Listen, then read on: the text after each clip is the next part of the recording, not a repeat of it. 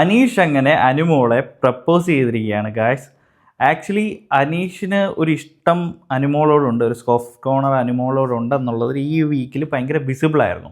കാരണം അനുമോളെ ഒറ്റയ്ക്ക് ഇരിക്കാൻ സമ്മതിക്കുന്നില്ല, അനുമോൾക്ക് നല്ല നല്ല ഉപദേശങ്ങൾ കൊടുക്കുന്നു. ഇന്ന് നെവിൻ്റെയൊക്കെ കാര്യങ്ങൾ, നെവിൻ്റെ ക്വാളിറ്റിയൊക്കെ കണ്ടോ, അനുമോളുടെ അടുത്ത് വന്ന് സംസാരിക്കുന്നില്ല, അങ്ങനെയൊക്കെയുള്ള കുറേ കാര്യങ്ങൾ കിച്ചണിൽ നിൽക്കുമ്പോൾ നെവിനൊരു സ്പേസ് അനുമോൾക്ക് തരുന്നുണ്ട്.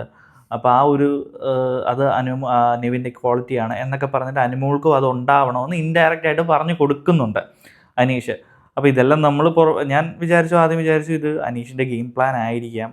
കാരണം അനുമോളുടെ കൂടെ നിന്ന് അനുമോളുടെ കുറവുകൾ ഓരോന്നോരോന്നായിട്ട് പറഞ്ഞു കൊടുക്കുമ്പോഴത്തേന് അത് കൂടെ നിന്നൊരു ഫ്രണ്ട് പറഞ്ഞു കൊടുക്കുന്ന രീതിയിലും ആവും. അങ്ങനെ അനീഷിനൊരു ഗെയിം പ്ലാൻ എന്നുള്ള രീതിയിലായിരിക്കാം. പക്ഷേ അന്നേരം എനിക്ക് ഡൗട്ട് ഉണ്ടായിരുന്നു. കാരണം അനുമോളോട് ഒരു ക്രഷ് ഉണ്ടെന്ന് പറയുകയും ചെയ്തു. ഈ ഒരു സമയത്ത് വലുതായിട്ട് ആരും ഇല്ല. അപ്പോൾ അനുമോൾ മാറി നിൽക്കുന്നു. അനീഷ് ഒരു ഇനിഷ്യേറ്റീവ് എടുക്കുമ്പോൾ അനുമോൾ അവിടെ ഒരു സ്പേസും കൂടി അനീഷിന് കൊടുക്കുന്നുണ്ട്. കാരണം അനീഷ് പറയുന്നതെല്ലാം കേൾക്കാൻ നിൽക്കുന്നുണ്ട്. അനീഷിൻ്റെ സ്പേസ് കൂടെ അനുമോൾ കൊടുക്കുന്നുണ്ടായിരുന്നു. സോ അപ്പോൾ ഇതൊരു ടൈമായി എന്നുള്ള രീതിയിൽ അനീഷ് നന്നായിട്ട് ഇടപഴകിയതിന് ശേഷം, പക്ഷേ വിത്തിൻ 2 days തന്നെ പ്രണയം തുറന്നു പറയുക, അതൊരു സർപ്രൈസിങ് ആയിപ്പോയി.